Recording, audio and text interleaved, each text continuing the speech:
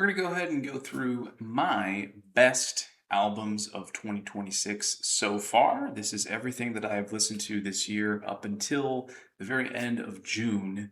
I will just say it is all opinion. These are the things that I have heard and spent my time listening to and just happen to match perfectly with the taste that I have. I have not listened to everything that has been released this year, nor will I, nor do I want to, but I think these five albums, actually six with an honorable mention that you'll see, are all absolutely worth your time, at least to try for just a little while.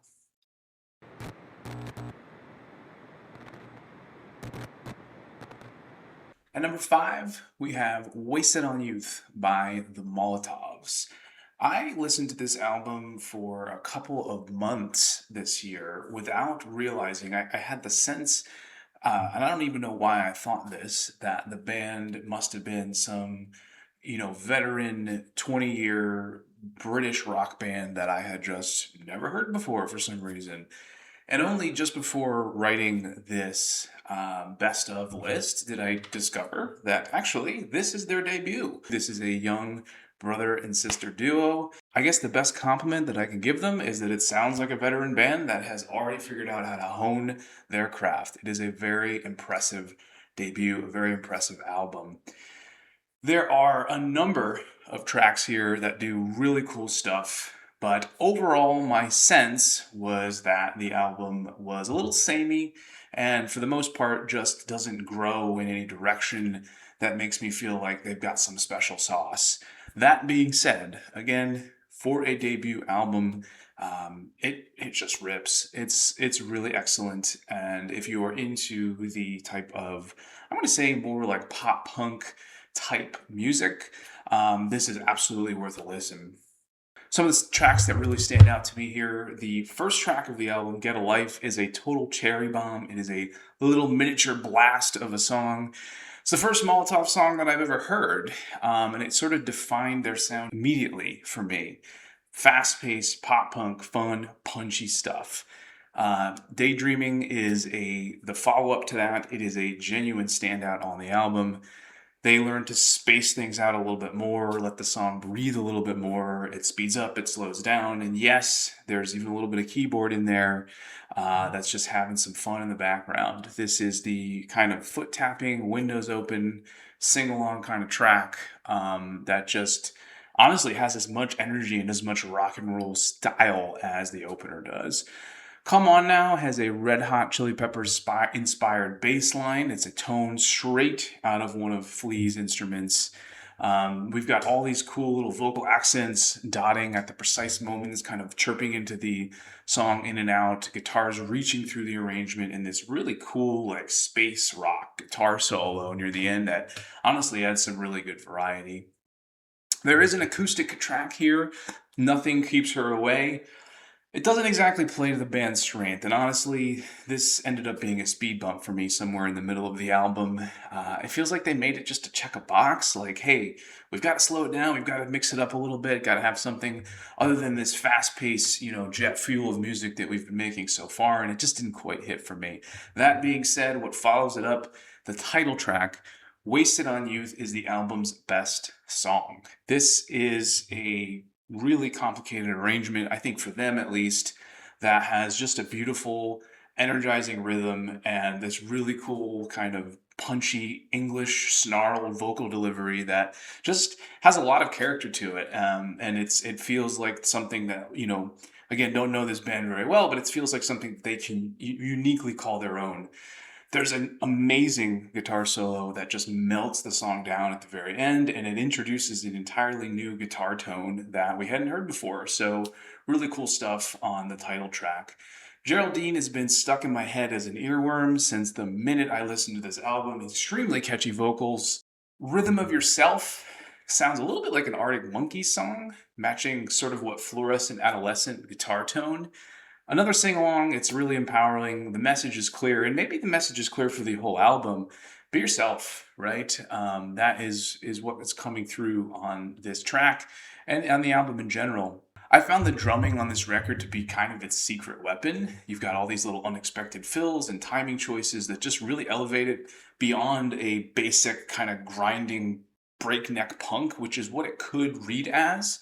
And it just doesn't quite land that way. It's something a little more refined and a little bit more interesting to me. There are some weaker spots, though, right? More, Newsflash, Popstar, Today's Gonna Be Our Day. Those are a couple tracks that just didn't do a whole lot for me. And so overall, that's why it comes in at number 5. Nearly every track is good, but none of them are great. The most interesting moment, for sure, is the title track, but it is just barely above a two-dimensional song. The band knows their strengths. There's no doubt about that. I love when a band knows their strengths, and they do. But I don't think they've found something that quite elevates them just yet. The hints are there. It is a debut album. Keep an eye on the Molotovs. At number 4 comes The Refrigerator by Remember Sports. And frankly, I wish Remember Sports had a little bit of a cooler band name. It has sort of that, I want to say, emo revival type feel to it. And maybe I'm just thinking about the album Sports by Modern Baseball. The opening track, Across the Line, is a joyous, rooted 90s alt-rock opener that is dressed up with more modern vocals and narrative. You can actually hear the Spin Doctors, Two Princes, somewhere in there between the bass line and the drum fills. I immediately loved this song. It was a perfect first impression for me, although it's not exactly like everything that comes after it. Bug follows that up with more 90s pop punk riffs and a chorus energy that's short. It's punchy, it's cool, but it doesn't really break any new ground. Thumb, right after that, is a ferocious garage rock song that just absolutely rips into your ears and makes a nest. You cannot get away from this song. I love the culminating vocal delivery that's right at the end. Ghost is the reason that this album made the list. If you're going to listen to one song on The Refrigerator, make it Ghost. That being said, it's not like all the other songs that are on this record, and it may not even be exactly what Remember Sports is trying to do. I think that's what makes it great. This is an alt-country rock song from a band that's unafraid to wear their influences on their sleeves and let the soul of rock and roll shine through. Something that honestly feels a little bit like it could be folk or bluegrass. There's a fiddle solo in the middle of the song that is absolutely transporting. Bassline keeps you grounded the whole time. There's these moments of distortion and noise that peek in through the edges. It's got all sorts of good stuff. It's everything to love about modern rock in one slow burn. And it is a slow burn of a song. Absolutely go listen to Ghost right now.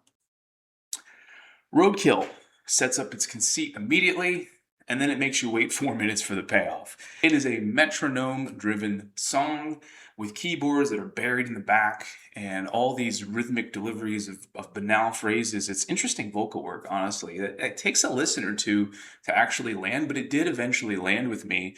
And I think the song is great, honestly. When the drums finally come back at the end of the song and the guitars hit the gas and everything just goes full forward, it is it rips right through, it rocks, and it's just an elevating song. I think it misses one last final punch at the end, but it has great spirit. Cut Fruit starts with a lazy alt-country hook and then develops into something with real punk rock sentimentality. It has that same vocal yell that Thumb has at the very end. This is a vocalist that knows how to use the actual edges of her voice. It's got amazing spirit, it's got amazing energy. Great song. Soothe, Seethe probably would have been the perfect closer to this album, and unfortunately it was just one song away. Here we have a nice build and release with heavy guitar riffs driving and then vocals rising through above all that grit. For a moment, it sounds a little bit like you can hear Deer Hunter circa 2007, and honestly, I think that's phenomenal. That's the exact right energy for this band to have. But again, just not sequenced quite right. Should have been right at the end. I think the final track, Nevermind, is among one of the weaker spots on the album. There's other songs, Selfish, Yowie, and Zucchini, that just don't quite do it for me. They're a little bit misplaced. And all of them have a little bit something in common, which is it feels that they're doing like a Waxahachie cosplay. Like they're trying to be alt country. And while they do have moments where that can work for them, I think the other part of their sound, the more kind of raw, loud rock aspect of what they do, is really what they should lean on.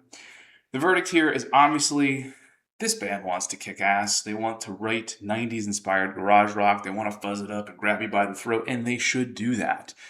And they need to find ways to keep dotting their albums with energy like what we hear on Ghost. Songs that truly breathe, develop, and go somewhere new. I think that's how Remember Sports can make it into the Pantheon. At number 3, we have Masquerade by Cardinals, which is an album that I've been playing for several months. Heard it immediately in February when it came out, and it's just super interesting. I mean, this is an album that has an accordion on it all throughout. When do we hear that? And when does it sound cool? Well, it does here. And I think it just has to do with the tone of the rest of the album. The guitar tones almost make this sound like rubbing gravel together. It's just a really cool kind of lo-fi, dirty sound that matches beautifully with the sort of uplifting nature of the accordion tones. And I think it's the distance between those elements and some of the other elements as well that really set this band apart. She Makes Me Real is basically an Ice Age song, which is not a bad thing. Right down to the tempo shifts that are natural for that band with the sort of startup and wind down structure. It's a great opener. It sort of tells you to buckle up, right? That this album's going to be a little messy, all right? It's going to be, but it's going to be cool. Indie rock album with an accordion. How do you beat it? St. Agnes is a perfect groovy earworm and an absolute poem of a song. Limerick style 2-line deliveries that actually really rhyme every time. We've got tight drumming, we've got loose strumming, and a song inside of a place. It's great. It's just a little short, and it doesn't actually really do anything narratively for me, but it sets an awesome tone and follows up the intro song beautifully. Masquerade starts off where Radiohead's Karma Police ends sonically. It's a sneaky, but I think emotionally effective song where the guitars sort of tiptoe in and out and dance around the vocals, while the accordion actually delivers something more like a hook instead of a beat, which is interesting. I just find this song totally delicious. It's been on repeat and on my list for the whole year, and it just does all sorts of cool stuff. But it is not the best song on this record. I Like You is one of the best songs that has been released this year. This is a builder of a song that makes its moves with precision. It's one of those where you listen to it at the end and can't believe that you're hearing the same song that you started 4 minutes ago. It changes right before your eyes, but in a way that is sort of slow and masterful and just really moving. You still have those gravel guitars that are propping up a singer who isn't sure if he's yearning or scorning. It's a really interesting delivery. And the culmination right at the end of the energy that is delivered is earned. It's really, it feels like it's not just somebody who's, complaining or being overly emotional. It really lands. I wouldn't be coming back to this album over and over throughout the year and finding the other moments on it that are so great without this song. Over at Last brings the album's first manic energy. The drumming is out of another decade, but the guitars and the accordion carry a more piercing tone that actually doesn't quite land for me, and the song does stall sort of in the middle, reiterating itself in a sort of messy, belabored fit. But in the end, it starts back up and it kind of works. That being said, the middle run of this album, from Angedonia, which I'm probably saying wrong, to The Burning of Cork, is just sloppy. It's not messy in a good way, it's messy in a bad way. The elements are there, right? We still have the accordion, the gravelly guitars, but they're just not ever brought together into the right structure or the right timing. Something is off about it. I think it might be production related. Something in the mix is wrong here. And there's sections that are just noisy and boring, which are not an excusable combination. Barbed Wire is the only one in that batch that has any real heart.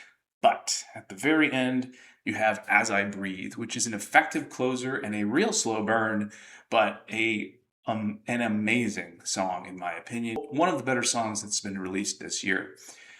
The accordion becomes a main character here. It is not sitting in the background anymore. It's building the song up all by itself. And what I love about As I Breathe is that the vocals are the clearest and the most impressive that I think we hear on the whole album. It's a full body voice, it's commanding, and I wish we heard more of it earlier, and it's really the only time that we hear the singer's voice in this way. The song sort of spirals downward for over 5 minutes. It's a long song before changing gears and delivering the album's resolution in a truly invigorating rock medley. To me, the final line, even as we fall, I have learned the world is small and I proceed. If that's not rock and roll in 2026, I don't know what is. Number two, Gnawing at the Chord by Oven.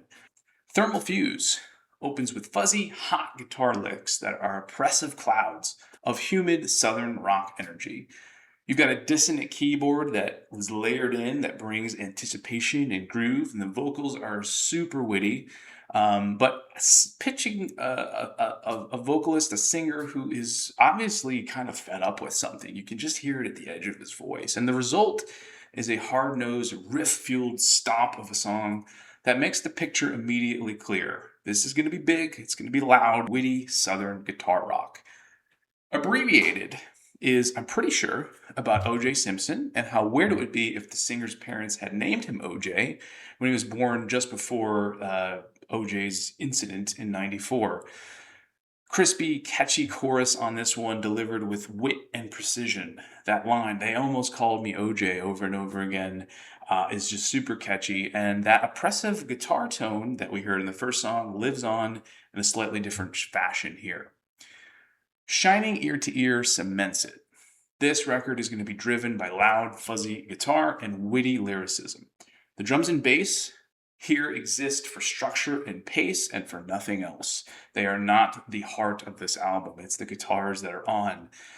We got our first guitar solo here, and it sings as clearly as the vocal performance does. It's really well mixed, right? It's sometimes you can get those things layered improperly where it's hard to tell what is being said and what's being played at the same time. That does not happen here.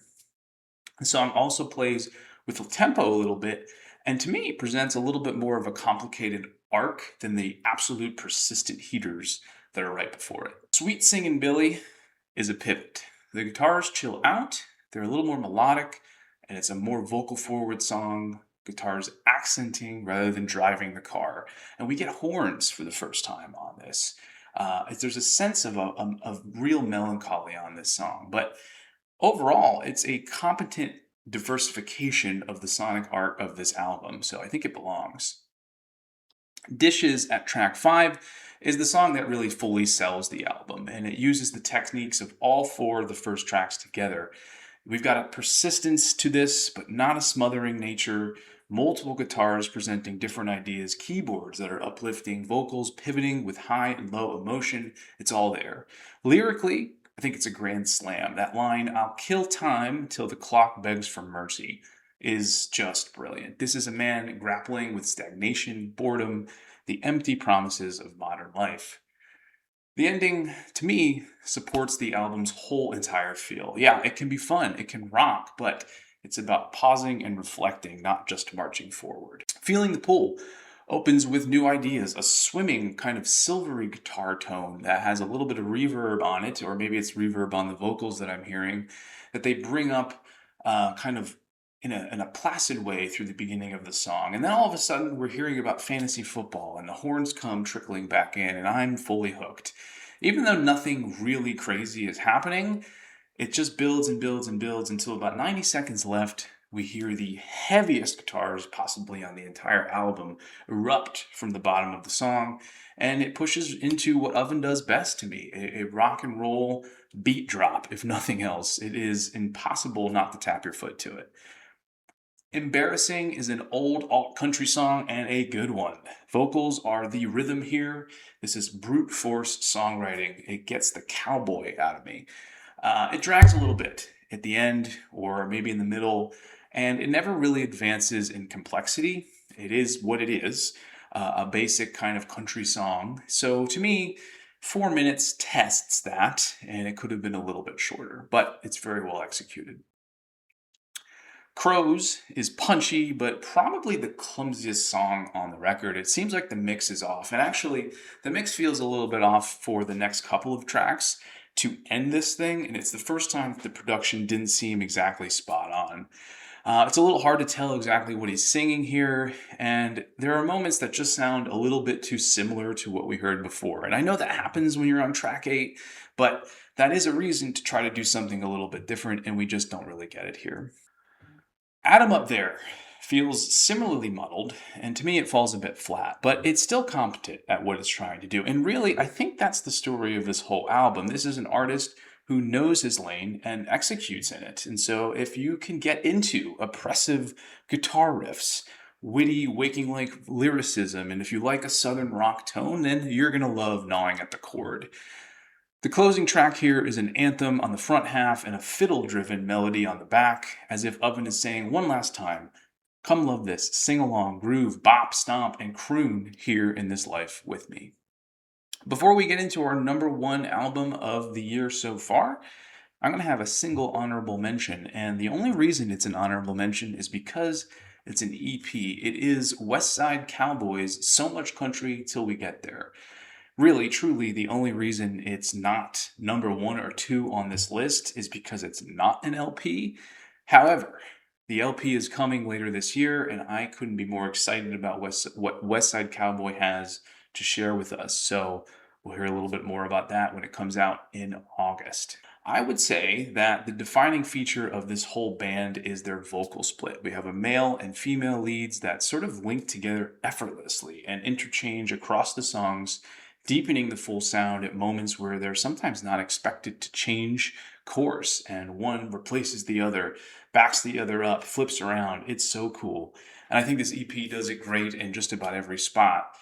Strange Taxidermy, the intro song, is a dreamy alt-country sort of western type song that still has its like lo-fi indie rock feel to it, and certainly the vocals are more in that spirit. The instruments sort of build and layer in one at a time, minute by minute, as a little bit of a longer song until the full band, somewhere around minute 4, releases everything.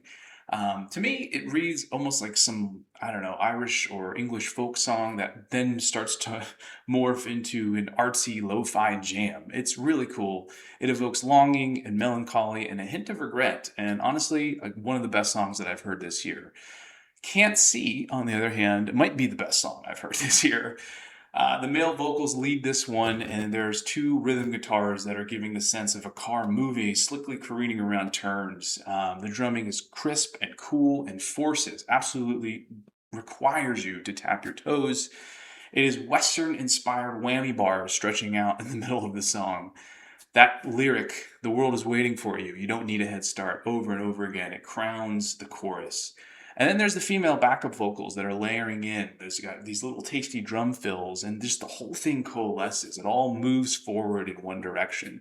It's tight, it's slick, inspired indie rock, and it doesn't overstay its welcome. Don't Throw Rocks puts country in So Much Country. It's a true duet of a song. Both singers are delivering lines simultaneously, and it works so well. Their voices meld together in ways that just don't really make sense. The guitar here evokes a slide, and so that's why it has that country feel. You've got these long, lonely notes for the drums and the bass to just latch onto, and the solo at the end fully rips. The Waz plays with a more stretch-out rhythm, kind of stroke-style spiraling guitars layering in over one another. The singing is a little one-dimensional here, I will say, primarily just the male lead, and that again makes me think that the superpower of this band is their vocal difference between those 2 singers. It's good, but it's not outstanding after the near perfection of the first 3 tracks. To me, this actually sounds a little bit like Modest Mouse's Lonesome Crowded West, so if you're into that album, you might want to check out the Waz. In the Morning is what closes out the EP. It's short, it's sweet, it's another country duet that's over a tuned-down acoustic and barely electric guitar. Both singers are delivering true longing in their voice, and we, I think, get a third voice near the end, or it might just be one of them doing something a little bit different. It's just this beautiful chorus to finish off this sweet little EP. It is gloriously lo-fi. You can hear the imperfections in the instruments and the recording space, and I am a sucker for that. At number 1, the absolute best album that I have heard so far in 2026 is My Room is a Heart with No Cameras in It by Victoryland, which is kind of an insane name for an album, but one that I really love. And there's just so much cool stuff going on in this album. It is unlike anything that I've heard before in a very long time. I think there's genuinely just so much new space being explored here. And Victoryland is absolutely somebody to have on your radar now.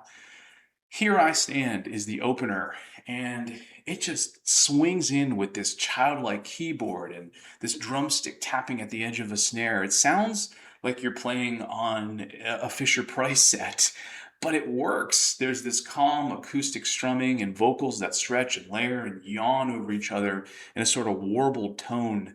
The tension is set here in track one, and it's not fully released until later on in the album. I Got God rides alien, icy keyboard lines with an almost millennium blue sort of quality. Guitars exist essentially as noise here. They're not really doing anything besides presenting a body in this song. Just constantly barely tuned strumming that gives the rhythm somewhere to sort of swirl around. And again, very effective.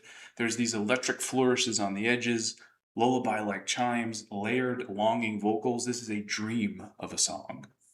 The keyboard tones on this album are really what makes it what it is. They are tortured and imperfectly played, frayed notes. And the same goes for the vocals. They're always layered and always strained. To me, this is a man who's ripping his heart open, truly to see what's inside of it, which is where the name of the album comes in, I suppose. Nothing here is perfect, but everything is complementary and works with each other. The strange pieces come together into something that makes you bounce and sing along throughout every one of these songs. Keep Me Around puts the guitars at the front of the mix for the first time. They're still not the stars of the show, and they never really are, but they're just setting the pace and the mood for what feels like a fight song to me. Vocals and drums just sort of grabbing your face and bringing you in. Arcades begins like a horror movie, if you're into that kind of thing, with some very haunting keyboard and shrieking vocals, and then it pivots into honestly a fairly jovial acoustic guitar bop. Honestly, the album feels like it's tuned to an old TV set. You can hear the DIY-ness of the recording, the influence of eras past. Even the weaker tracks here put you into some other decade. And to me, it felt like a little bit like I was trying to have a memory that wasn't quite mine the entire time. It's just a really effective mood album in that way. You Were Solved is the emotional and narrative climax of the album. It takes every technique from earlier and puts it into a sweaty, sexy, strange bedroom pop industrial dance track. And if that didn't make any sense, you absolutely have to just listen to this song. This is the artist finally starting to see inside of that heart and inviting you in. Beach Death is quietly the most devastating and beautiful tiny little ballad that I've heard in a long time. It is a naked confessional. The piano, which is finally tuned to something that you might recognize here, is deadly potent.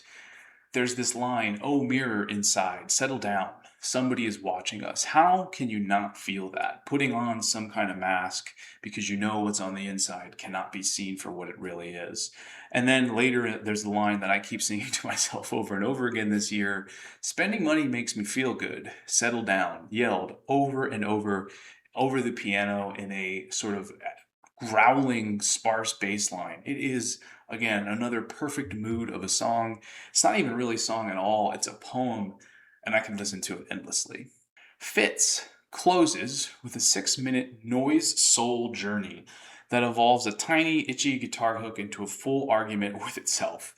It is, I think, the resolution of the album. A man who may not understand himself, but has at least now seen into the space that he was looking at.